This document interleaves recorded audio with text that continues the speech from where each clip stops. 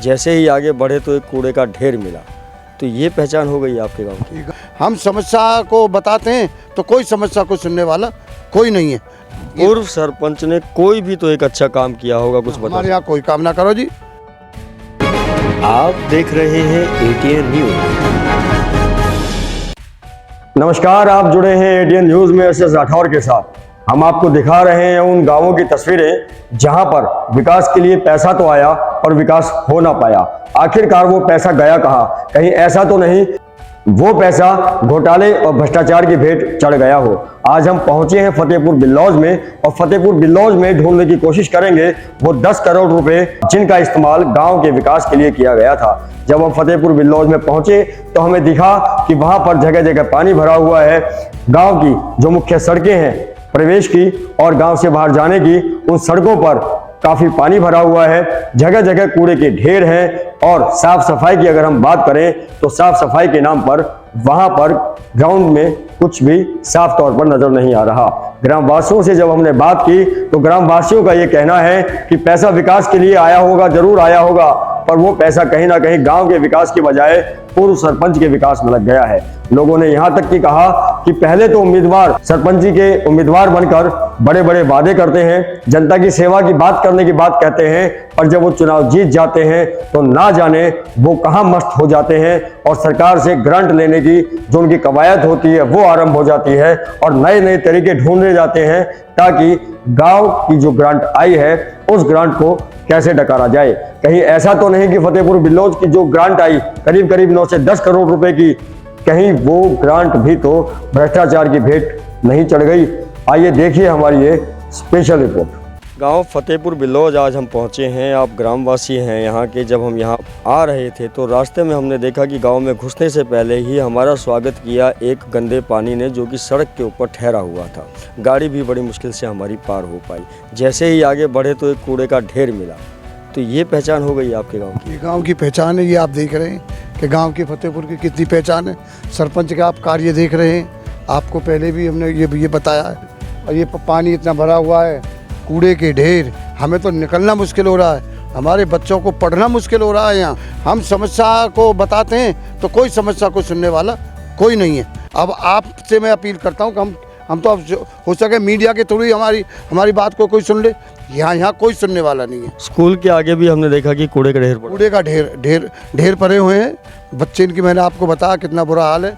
दर्शकों कहते हैं ना कि मंदिर भी कई तरह के होते हैं। एक पूजा के लिए भगवान का मंदिर होता है, एक शिक्षा प्राप्त करने के लिए शिक्षा का मंदिर होता है, एक न्याय प्राप्त करने के लिए जिसे हम कोर्ट कहते हैं वो न्याय का मंदिर होता है। क्या इन मंदिरों के बाहर इस तरह से जो कूड़ा है वो पड़ा रहना कहाँ तक सही है, ये भी एक देखने योग्य बात है। और जो भी यहाँ के पूर्व सरपंच रहे, क्या उनके अंदर इतनी भी मानवता नहीं बची कि वो थोड़ा बहुत तो काम गांव के लिए कर देते? कम से कम ये कूड़े के जो खत्ते हैं जो मंदिरों के सामने हैं, कम से कम जो गांव की मुख्य सड़कें आने और जाने के लिए इस्तेमाल होती हैं, वहां से पानी हटा देते।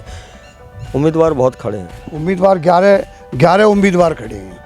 आपको लगता है कि कोई ऐसा उम्मीदवार है जो आने वाले समय में गाँव के विकास के लिए 100% भी नहीं तो कम से कम 50% तो काम करे? देखो जी, ये तो जो काम जो करने के बाद में पता चलता है।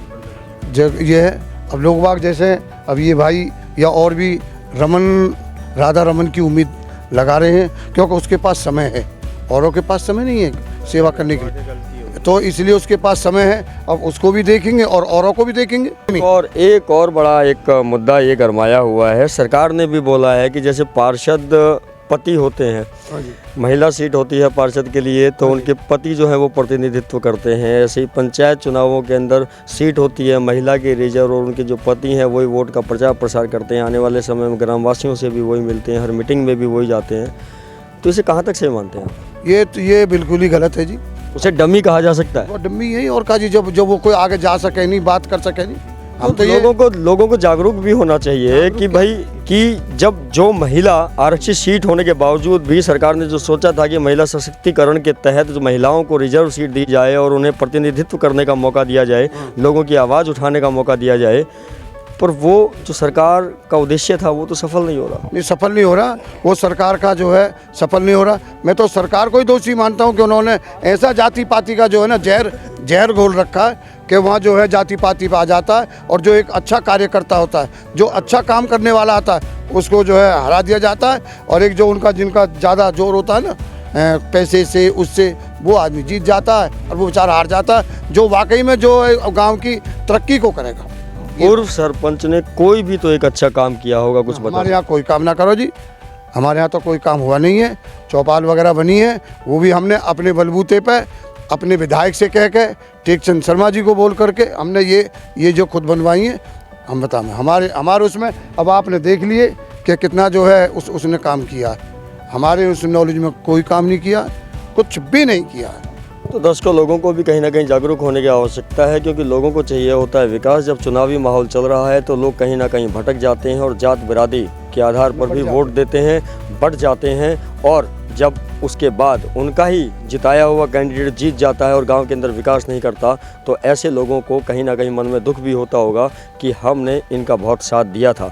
पर वो जो साथ दिया था, उस साथ देने के साथ साथ कहीं ना कहीं जात बिरादरी को भी उन्होंने मद्देनज़र रखा था, जिसके चलते आज उनके गांव का विकास नहीं हो पा रहा। तो सभी वोटर से मेरी अपील है कि आने वाले समय में पंचायती के चुनावों के अंदर जात बिरादरी से ऊपर उठकर विकास के लिए वोट करें। एटीएन न्यूज़ से एसएस राठौर की गांव फतेहपुर बिल्लो से खास रिपोर्ट।